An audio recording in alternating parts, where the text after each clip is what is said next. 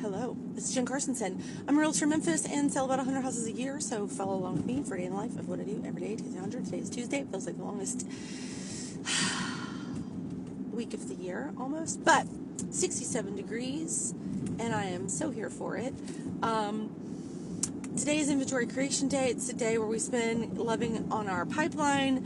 Most of our agents have a very healthy pipeline of 150-ish people with the opportunity to go dive into the pond where there is 15,000 people that at some point or another became dormant in our system, which means they registered at one time or another to be contacted by a realtor, and then at the time that we contacted them, they weren't quite ready, or they had already purchased, or they had already sold.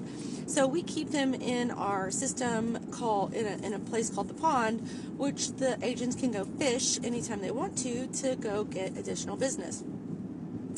When agents are first on our team, that's kind of a large part of their 1,000 dial day is they'll go in the pond and they'll call 1,000 people from the pond.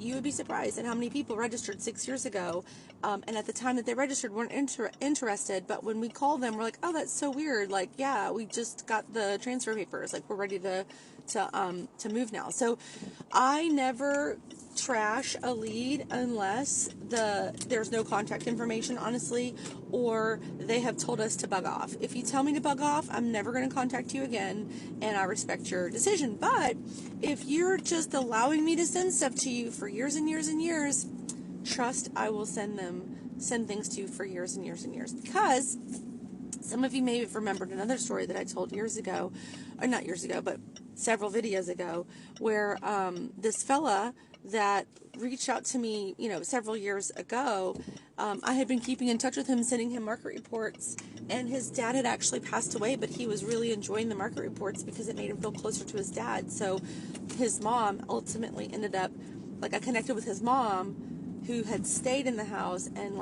helped her sell the house when originally he came over as wanting to get his dad to come to live in his city. So you just never know. So we are a follow-up team. We're heavy follow-up, and I'm going to go on a limb and say this: we're not as heavy on calls as we are on call, text, email, or call, text.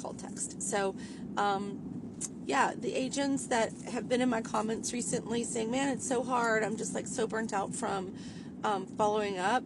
My only suggestion to you is to change your mindset that follow-up is 90% of real estate and 10% fun, and the 10% that's left over is the fun of showing the houses, writing the offer, negotiating. So if I can only predict how many hours I spent following up with the 10 closings that I had in February,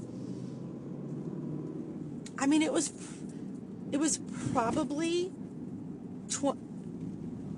20 hours a week. I mean, it was a significant portion of my day. I do other things too, but that was probably a significant portion of my day, is just following up. Anyway, what do you think?